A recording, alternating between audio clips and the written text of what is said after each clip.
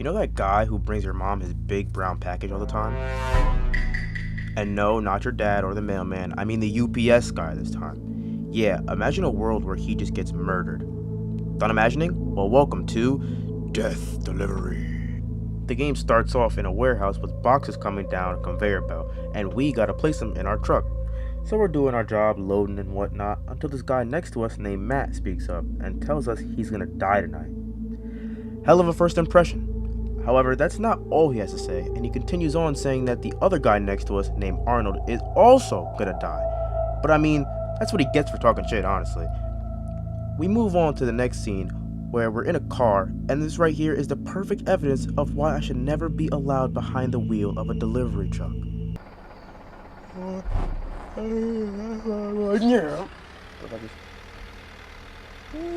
yeah, okay, alright. After my Fast and Furious 15 audition, I make my way to the house of our first delivery to a man who we will label Dick. Well, why would you call him that? I'll tell you why, because he's a dick. At first he tells us not to be out this late, and no, duh, I'd love to be home asleep right now, but this is my job. So I have no choice. And after telling him that, he decides to tell us that he personally needs 8 hours and he's gonna go get some rest, unlike some people. I should have uninstalled right here just because of him, but I already paid for the game and I'm too poor to buy another one. So on we go to our second delivery to a man named Flynn, who offers us to stay in contact, and I don't see why not. So he invited us to his party that he's throwing, and we go on about our day. I'm gonna say this now, there's way too many of these interactions for me to talk about all of them. So I'm just gonna do the ones that are of importance and also funny ones. But if you wanna see every interaction, I would suggest you go and play it because the game is actually pretty damn good. But anyway, we make our way back to the van and get another package. Oh my god. Here comes the Crimson Chin! I'd never thought I'd get to meet the real life Crimson Chin. But we deliver his package and move on because he's just an overall idiot. So I go on to deliver the package next door and realize I have the wrong one. So I go back to my truck to try to change it out, and there's truly no words. Like, what even is this, man?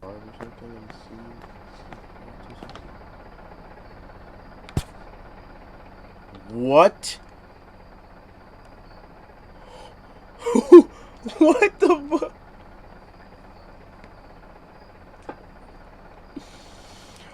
What?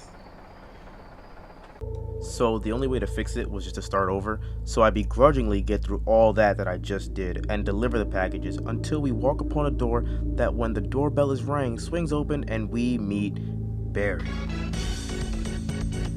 Now this is a man who's clearly got a bunch of jellyfish in there going ham. But whatever, that doesn't really matter, as the next house is also interesting as we ring the doorbell to Charles, who gives us an interaction worth of an in-game achievement.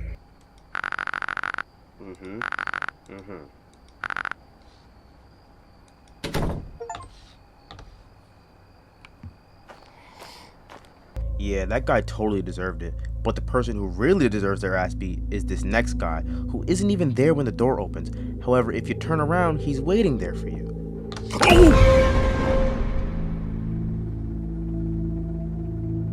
You dick.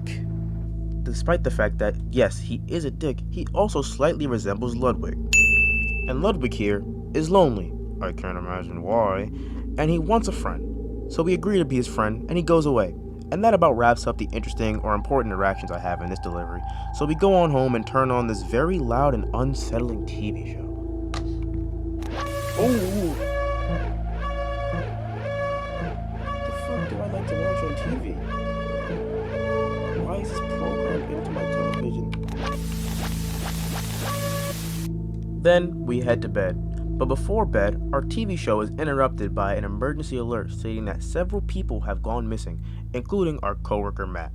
And honestly, good riddance, because what type of name is Matt anyway? Whoa, what the hell are you guys doing in my house? Hey, wait, stop! Nope!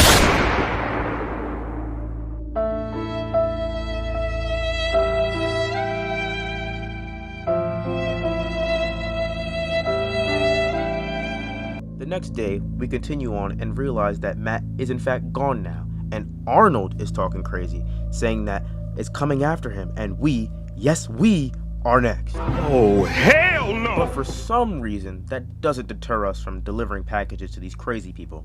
But tonight, it's mostly people telling me to watch my back and such, until we get to this one lady named Martha, who says that there's this guy named Fred over in house 741 who hates when people park in front of his house. So drive in front of his driveway to deliver his package. So I do the most logical thing, and I drive my van directly in front of his house and have my headlights illuminate his porch like the sun. Because nobody tells me what to do. But of course, the game is encoded to deal with that, and he just thanks me for parking in his driveway, but pauses mid-sentence to say that our friend behind us is creeping him out. To which I immediately turn around and get ready to die and start walking towards the shadowy figure behind me until he flash steps past me and starts talking to me with his back to me and asks me for money for an organization called SCAM. Right. Once I tell him no, he runs off into the woods. Speaking of woods though, the final house in my route is actually in the woods, so that isn't fun. As I trek my way through the dark forest, I get to this door where there's a note stating that the homeowner is out of town and to leave all packages in his shed. So I make my way to the shed and drop off the package only to see a mound of other packages. And once I place mine down, there's a rustle outside, and I'm thinking, okay, this is it. The big murderer guy is out there and he's gonna get me. I gotta get ready to hold W key like my life depends on it. Mostly because it does. So I make my way out of the door, and I'm ambushed by a friendly neighborhood black guy who thinks he's Batman and just called the mysterious guy lurking around. So once I explain that I'm not a murderer, he goes away and I go back to my van and go home. Another day, another night of creepy TV once again, interrupted by emergency broadcasts of missing people, this one including Arnold. So we're down one more delivery guy out of us three, and it's me. And I don't plan on going down without a fight. The next day begins, and we're once again packing our truck and zooming off to deliver more packages.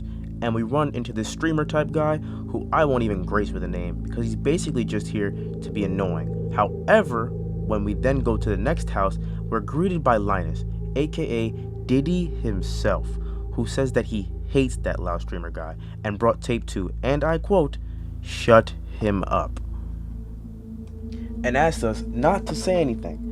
So of course we just close the door and deliver some more packages, but things only get crazier because the next door that we delivered to we're greeted by a shotgun and a man looking for a Mark. Now we aren't Mark, but you know who is? The next house we delivered to, where we're presented with two options. One being to tell him to not go see Hunter and that he's got a shotgun, or we can tell him to go visit Hunter and he's got a surprise for him. And I think you know which one I picked.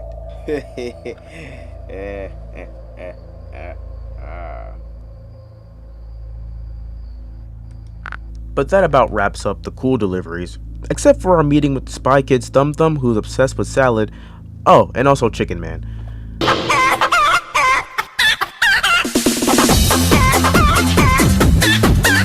But they're not all that important anyway, as we meet with the man who's well known in the karate community as the Hobo Master. The Master beckons us over and graces us with a great kung fu action skill set.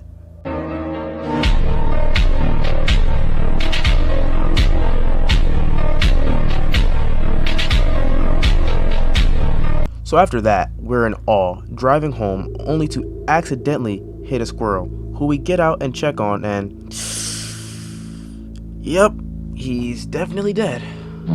But we continue home and open our door, ready for another night of cartoons, but am greeted by pictures on our bed that we didn't put there. So my first instinct, of course, is to dial 911, because duh, but as we walk to the photo and begin to read, the game tells us to hide in a way that cannot be mistaken. So we hide in the big closet, which totally is not the first place the killer would check, and then we call 911 as the game instructs. Now, I don't know if there's sound recognition on the mic when you're in the closet or something, but I got caught after doing nothing wrong. Just look at this bullshit, man. This ain't loud. Oh shit!